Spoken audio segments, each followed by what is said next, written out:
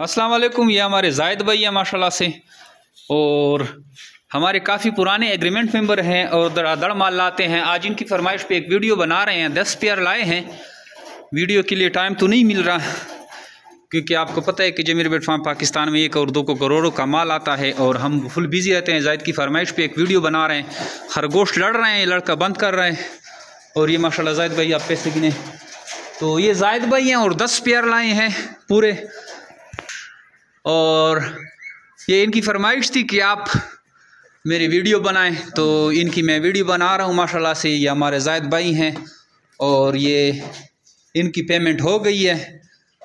आप भी इस तरह का फार्मिंग शुरू करना चाहते हैं तो हमें व्हाट्सअप करें 0300 294 94 94 पे अपना नाम और शहर का नाम।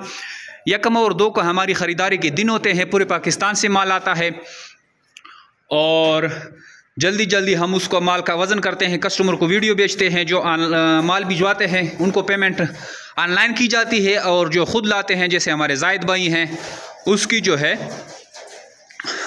पेमेंट कैश की जाती है।